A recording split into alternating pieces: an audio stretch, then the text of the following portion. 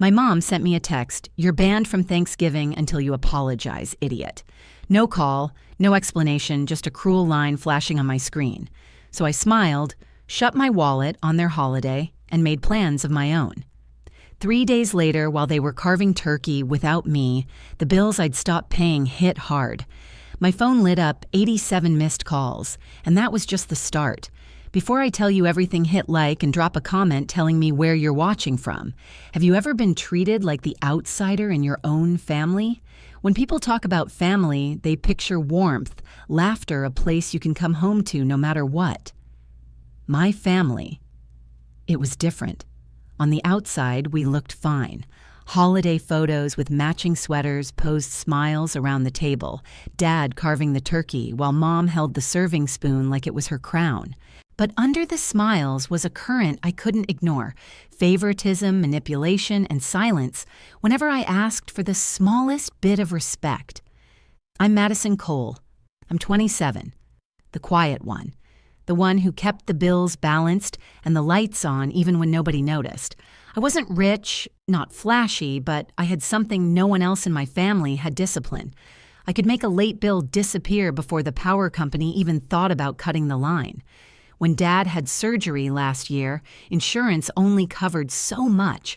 I stepped in, paid what wasn't covered, and after that, it was like a switch flipped. Suddenly, I wasn't a daughter, I was a safety net.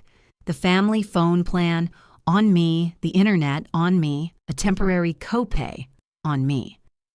Month after month, they leaned harder, and I just kept saying yes because I thought that's what love was.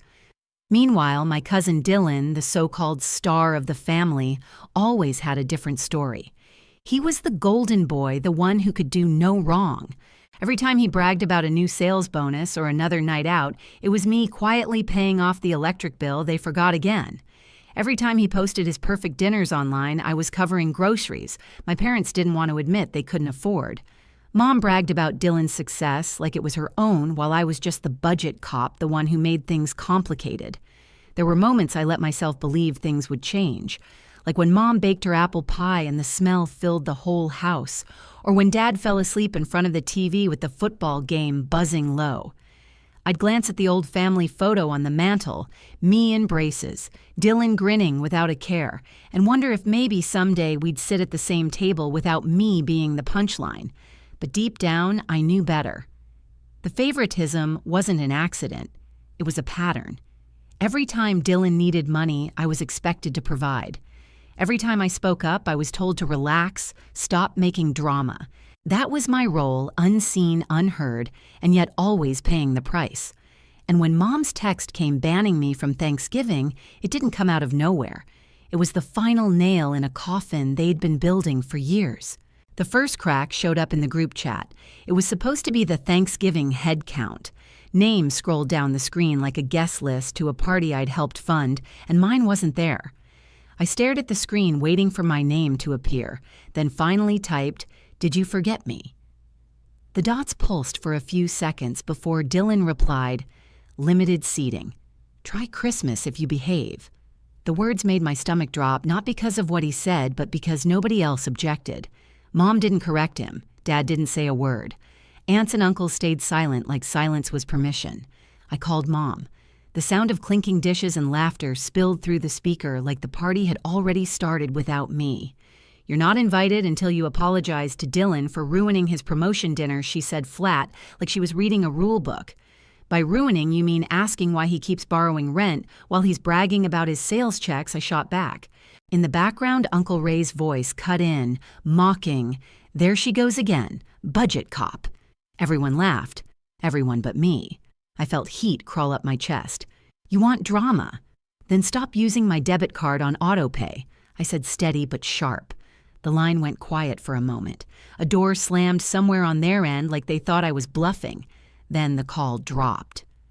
10 minutes later, Aunt Patrice texted, "Don't make this about money. Family comes first."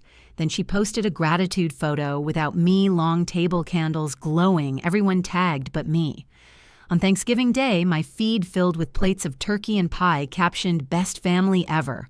My phone buzzed again, a message from Mom. "We saved you a plate porch pickup." Like I was a delivery driver, not her daughter. I drove by later. The foil-wrapped plate sat on the porch. A neighbor's cat sniffed it, pawed the corner. I left it there on purpose. Black Friday morning, I tried to make the day normal. I went to the bakery for coffee and a bagel. Aunt Patrice happened to be there, waving me forward like I was a problem to manage. She told the cashier, "She's sensitive about success. Keep the small talk short." The cashier's smile dropped. The woman behind me muttered, "Ouch!" And suddenly, the whole shop felt colder. I walked out without my bagel, sat in my car until the heater cleared the fog off the windshield. That afternoon, Dylan called like nothing had happened. "Front me $600 for my girlfriend's gift, I'll Venmo Friday," he said. Then added, "And we'd all feel better if you just said sorry and stopped being difficult." I didn't answer. He filled the silence with, family takes care of each other. But sitting in my car, I finally saw it for what it was. Family didn't take care of each other.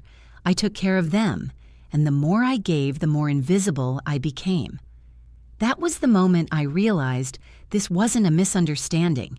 This was the plan. By Saturday, the noise inside me had turned into a decision.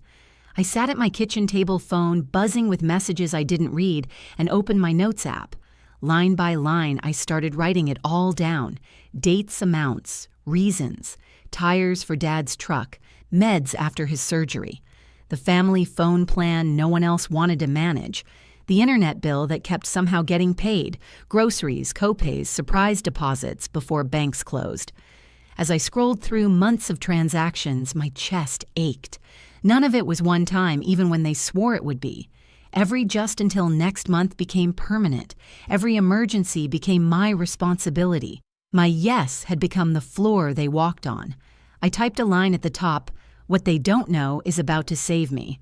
The next morning, I met Grace, my mentor, from work at a quiet cafe. Wooden chairs creaked, sunlight striped the table. I slid a cheap binder across to her filled with printed receipts and screenshots. She flipped through it, page after page. Her face stayed calm until she reached the totals. Then she sucked in a slow breath. "You've been a safety net, not a daughter," she said softly. "Time to cut the net." "Walk me through it," I told her. So she did. Step by step, she showed me how to revoke auto-pay transfer accounts, protect myself legally. None of it dramatic, all of it clean simple once I decided I was done. On my way home, I opened the banking app and moved through the checklist like stepping stones across a river. Revoke mortgage auto-pay, remove my card from the electric company, port the phone plan to a prepaid account in my name only. The bills that weren't mine slid back to where they belonged. By Sunday night, Dylan posted a story, his table full of leftovers, captioned, "Real loyalty isn't about money." The comments were full of clapping hands. I muted him. My screen went quiet for the first time in years. Monday afternoon, I was in the hardware store when I heard Uncle Ray's voice in the next aisle. "We've got her in line now. She'll come around." I kept walking, bought light bulbs, stuck the receipt in my pocket like a small promise to myself. That evening, Mom left a voicemail that started calm and turned cold. "Since you won't apologize, skip Christmas too. And don't embarrass us with your loan spreadsheets." I listened twice, deleted it, sat still in my quiet apartment, realizing their silence didn't scare me anymore. 2 days later, the frantic call came. Mom's voice cracked through the line. The mortgage didn't clear, she said, as if the world had tilted. I felt something settle in me then, like a stone dropping to the bottom of a lake. "I'll come by," I told her, "and I'll bring the binder." The kitchen smelled like old coffee when I walked in. The blinds were half-open lights slicing across the table where Mom sat with her hands folded tight knuckles, pale. Dad eased into a chair, his face gray around the mouth, like he hadn't slept in days. I set the binder down between us. Its cheap plastic cover looked out of place on the wooden table where we'd eaten thousands of meals together. "This is private," I said, glancing toward the hallway. "No audience."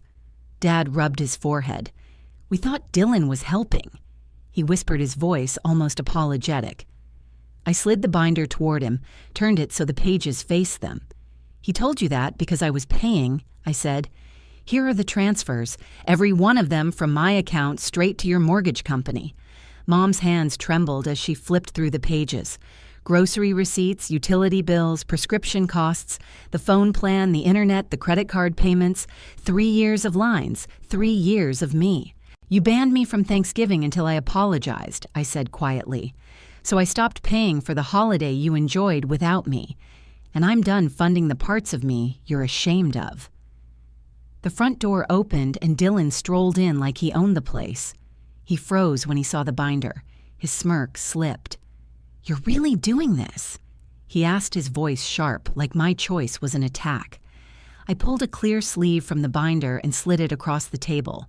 His text messages were highlighted in yellow. The dates, the I'll Venmo Friday, the weeks that turned into months, the money that never came back. He scanned them. His jaw worked. No words came out. "You can call it betrayal," I said, my voice steady, "but it's a boundary." Mom's lips parted, but nothing came. Dad stared at the totals on the last page, eyes wet. We didn't know, he said again, as if repetition could make it true. "You didn't want to know," I corrected.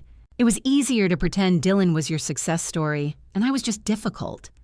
Dylan snapped, "You can't just leave them like this." I laughed, soft-tired. "I'm leaving them like adults, which you also are." His mouth opened-closed. He looked away first. "I'm not asking for anything back," I added, tapping the binder once with my finger. "I'm just done. From now on, you handle your bills. I left notes on which accounts to call, how to set up autopay. I'm not your bank."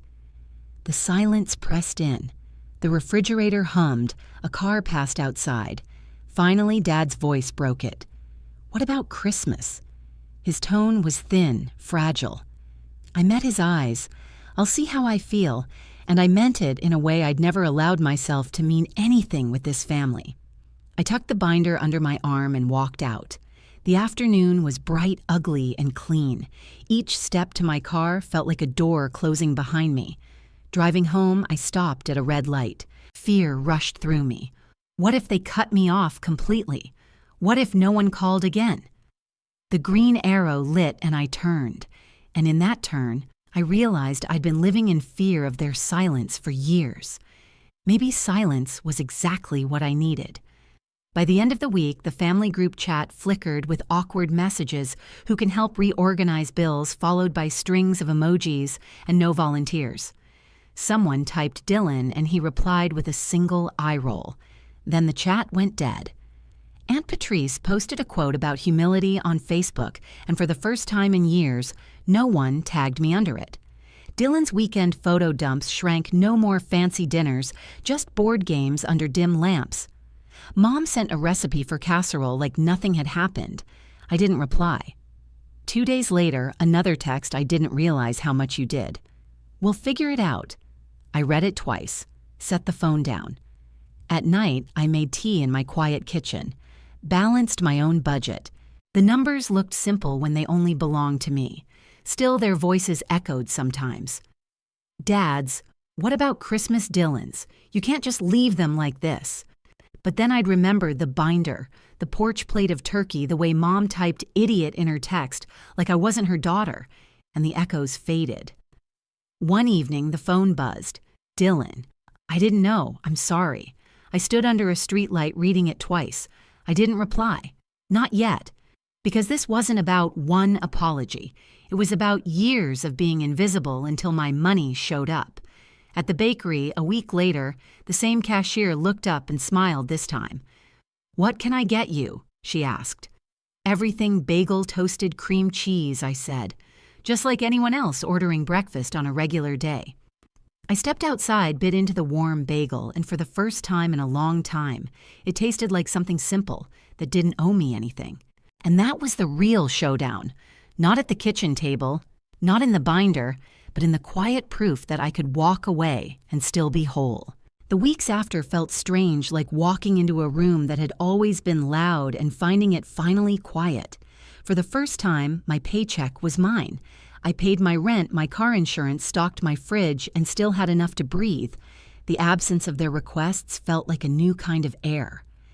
Dad called one afternoon, his voice softer than I'd ever heard it. "We set up the autopay," he said. Then after a pause, "I'm sorry for making you feel like a purse." The words were raw, unpracticed. They didn't fix everything, but they mattered. Mom tried in smaller ways. She invited me to dinner without conditions. No holidays, no obligations. Just pasta at the kitchen table. She didn't apologize outright, but she didn't need to. The hug at the door lasted a second longer than usual, and that silence said more than words. Dylan stayed quiet.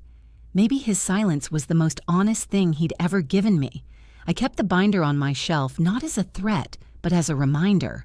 A memory of what I survived and what I chose instead.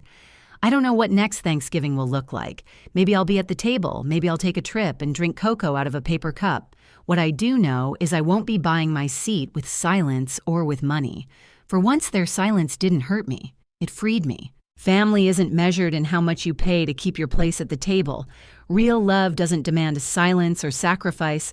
It respects boundaries even when they hurt. I spent years thinking my worth was tied to receipts and autopay.